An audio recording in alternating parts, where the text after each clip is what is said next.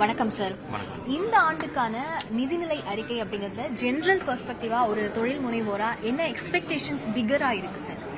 எப்போதுமே பட்ஜெட்டில் எக்ஸ்பெக்டேஷன்ஸ் நிறைய இருக்கத்தான் செய்யும். வேண்டுதல் நிறைய இருந்ததுன்னா கொடுப்பனை கொஞ்சம் இருந்தால் கூட சாட்டிஸ்ஃபேக்ஷன் இல்லாமல் இருக்கலாம். But as a populist government இந்த தரம் பட்ஜெட்டில் நிறைய எதிர்பார்ப்புகள் இருக்குது.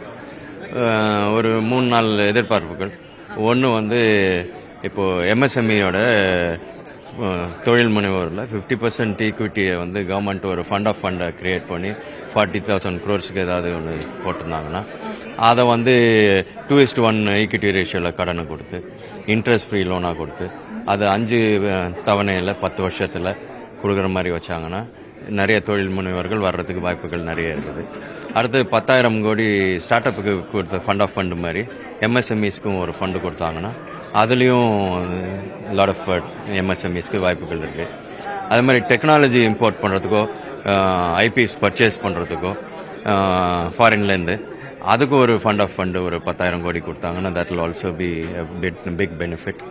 அடுத்தது இப்போது சிட்பிக்கு இப்போது ஃபண்டு கொடுத்துருக்கிற மாதிரி எம்எஸ்எம்இ செபியில் இருக்கிற மாதிரி எம்எஸ்எம்இக்கு தனியாக ஒரு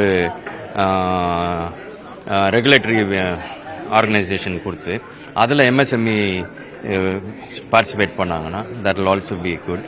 அடுத்தது இந்த மியூச்சுவல் ஃபண்ட் கம்பெனிஸு எம்எஸ்எம்இக்கு ஃபண்ட் பண்ணுற மாதிரி பூலிங் பண்ணி எம்எஸ்எம்இஸில் ஃபண்ட் பண்ணாங்கன்னா that will also be helpful அப்படின்னு தோன்றுறது. இதெல்லாம் எவ்வளோ தூரம் வரும் வராதுன்னு தெரியாது. But we expect most of it to happen now.